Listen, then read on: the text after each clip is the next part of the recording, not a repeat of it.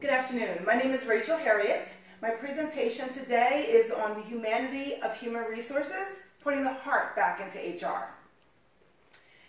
If you do a Google search today on what employees think of HR, you will find at least 3 pages of links with titles such as 10 reasons why everybody hates HR, or HR is not your friend, or why is HR the most hated department in the organization? You don't believe me? Go look for yourself. Go ahead, I'll wait. See, I told you, it's out there, right? There are a lot of misperceptions out there about human resources. Some of the more common ones, based on my research, are HR is dishonest. Employees feel that there is a lack of truth regarding the information that HR receives or the complaints that have been filed. Employees actually believe that HR will claim to have never received some information or to have never been told about something. Which leads to my next common misperception. HR is one-sided. The consensus here is that HR will always side with the organization and with management, and that we are only there for the sake of the managers. There is a thought that HR will cover up information and evidence just to make the company look good. Can you picture like a bunch of HR minions just walking around, sweeping things under the rug, covering it up? Like I picture that cartoon in my head of like this big giant rug with this pile of stuff underneath of it that's supposed to be hidden, right? But these misperceptions actually lead me to my last one. And that is, HR is so unfair. Much like the first two, employees feel that HR is just simply not impartial. They're selfish, and they are only interested in keeping their jobs, making more money, or getting a promotion. Now, I don't know about you, but those are all great things to aspire to. I think most, if not all, employees are thinking about how they can get ahead or what's in it for them, right? But that should not and should never be your sole purpose for doing the right thing for your company and for your employees. I remember the first time I studied for and took the exam for my SPHR. I remember reading about the HR Code of Conduct. And I thought about, it made me think about the Hippocratic Oath that doctors take. You know, the one that says, first, do no harm? Well, technically, that line isn't actually in the Hippocratic Oath, but I digress. Looking at that code of conduct made me think about that oath that doctors take, right? And I immediately swore then and there that that was the code of conduct that I was going to live by, and that I was going to honor the spirit in which that code was created. I have an HR motto that I've used for most of my career, and that is, do the right thing, right?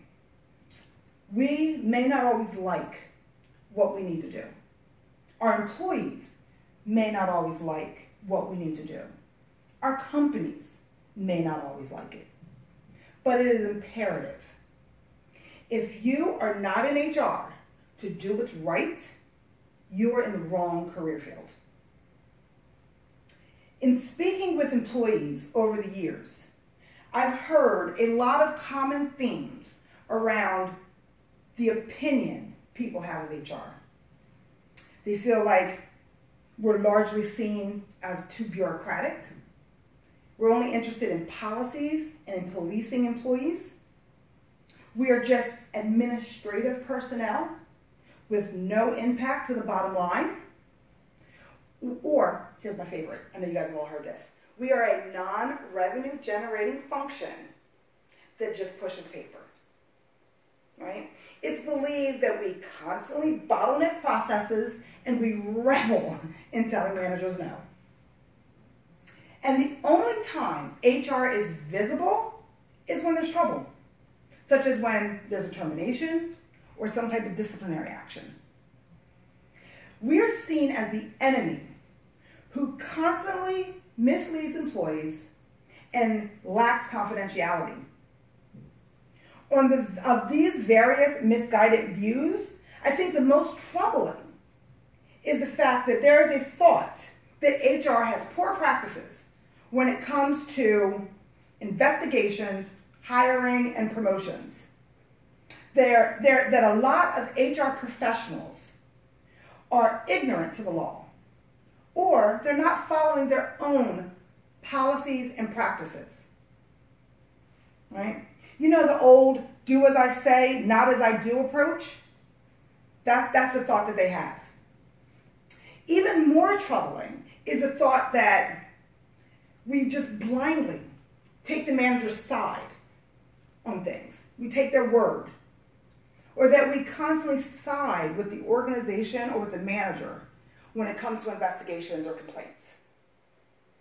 Employees rarely, if ever, see the difficult environments in which HR live, the dual role that we play, that fine tightrope that we have to walk on a daily basis between being an advocate for our employees and being a business partner to the organization. Why don't employees know this? We don't tell them. It has long been understood that HR is the loneliest position to be in. We're not one of the crew, right? We generally can't commingle with our employees for fear of our credibility being tarnished and further being seen as biased. HR is oft labeled as just being isolated. We stick to ourselves. In part for fear of what I said earlier, right? We don't want to be seen as biased, right? Our credibility means something. But also because of how we're physically situated within our organizations, right? Either in a separate building somewhere or in a suite of offices behind locked doors, or some other way of being separated, right? Think about how HR is situated in your organization, or in organizations that you're familiar with. It's not too hard then to picture HR as the big bad wolf in a cabin out in the middle of the woods, waiting on its okay, so maybe that wasn't the best analogy, but you get my point. Regardless of how we may feel about how they feel about us, the bottom line is that their perception is their reality. What people think about us is indicative of how they feel and their experiences, whether through firsthand knowledge or anecdotally. So, how do we begin to work on changing the viewpoints? First, notice that I said begin. Because much like weight gain and loss, these perceptions did not just furrow into the souls of employees overnight, and we're certainly not going to change them that quickly, right? So we can look to start making some small changes, taking some action items that we can begin to make a positive impact on our organizations. And we can start to change the public's outlook on the HR function. So now, this is where I need you to stop what you're doing and really pay attention.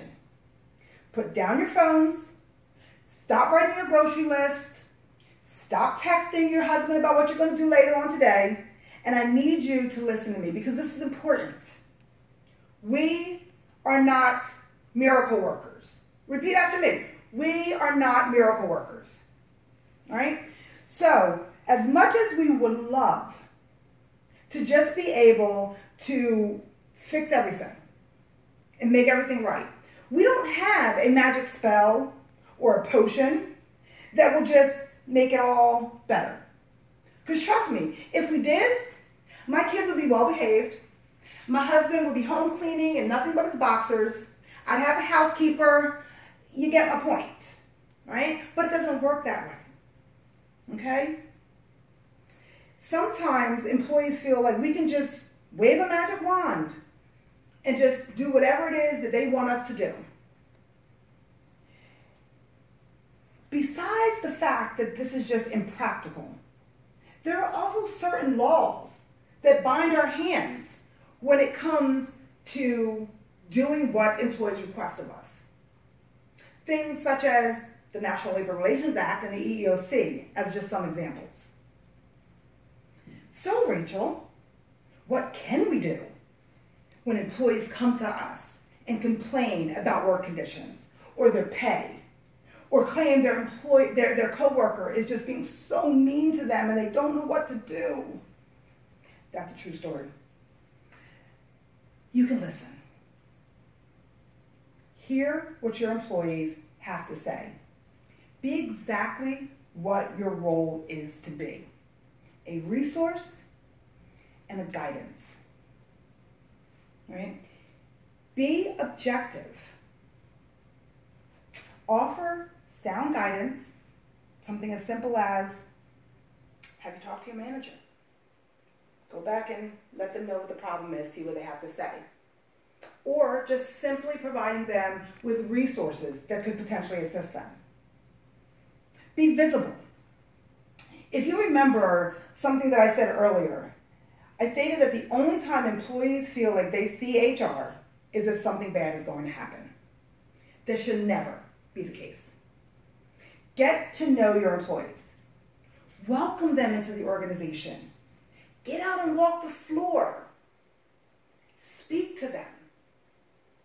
Build a rapport with your staff. That way, when the time comes to have those difficult conversations with them, because we all know it's inevitable, you will already have that relationship. And it will make it somewhat tolerable. I get out of my office at least once a day, and I walk the floor. I go by, I say hello to people, I ask them how their day is, what they have planned for the weekend. I have these mini conversations with them, and I learn so much from them. I learn about the organization and what's going well. I get to hear how employees are feeling, right? Get out there and try it. See what you discover. Be welcoming and inviting. This means different things to different people, but it goes hand in hand with being visible. In addition to getting to know your staff, get them to know that you're accessible. While you may not be able to change where you're positioned within the organization, you can still ensure that you're available to staff. For me, it means bribery. No, seriously. I bribe employees. How? Food. I offer them food. The company, one of the companies I used to work for, every Friday, I would stop at this amazing bakery on my way to work, and I would pick up 2 dozen of their best donuts, and I would bring them into work. Oh, employees love that. I also had a Keurig machine that I no longer needed at home, and I brought that into work. And I bought coffee pods, I ordered creamer and sugar, and I set up this whole coffee station outside of my office. Now, I worked for a nonprofit at the time, so money was always tight. If anybody's worked in nonprofit, you know that there's not a lot of money. So I did this out of my own pocket. Now, I'm not saying you have to go that route. It was just something that I chose to do for my employees. But you can do something as simple as just having candy in your office or on your desk. I have a candy carousel on my desk right now with M&Ms and jelly beans in it. And inevitably, somebody will come to my office at least once a day, and they'll come and grab some candy. And I take that opportunity to have little bite-sized conversations with my staff. It's just another way that I get to know them better, right? Share the wins and discuss the losses, which are opportunities. Ask to be invited to departmental staff meetings if you're not already. And if you're not invited, show up. You can't expect to have a seat at the table if you're not even in the room. And sometimes you can't wait for that seat. You have to take your place at the table. But once you're at that table, you darn well better have something to say. Talk about the initiatives that HR is putting into place. Talk about projects that you're working on, services that HR is providing. Share what's going great, but also don't be afraid to talk about areas where you can be doing better, right? Ask questions of staff. Understand their needs, their pain points. Take that information back and think about what you can do to improve things for your employees. They don't expect everything to be right or perfect, but they do expect to be heard, to be respected, and for you to try. Last but not least, credibility is key. The old saying goes, say what you mean and mean what you say. I remember I was working in staffing sales early on in my career, and it was one of the first times I had ever heard the saying, under promise, over deliver, right? Make sure you do what it is that you say you're going to do. Follow up, even if you don't have an answer or you didn't finish what needs to be done. Communicate. Don't promise something that you can't do.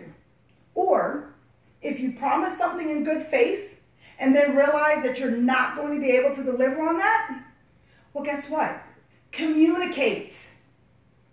Your credibility is only as good as the words that you keep, and it is tenuous at best. You don't get credibility reserves, right? So all it takes is one wrong move for your credibility to be shot. Do whatever it is you can to preserve it. Now, these are just some things that you can start to do today to change how HR is viewed in your organizations. Now, if you are currently the holy grail and you walk on water in your organization, kudos. I just wasted 15 minutes of your time.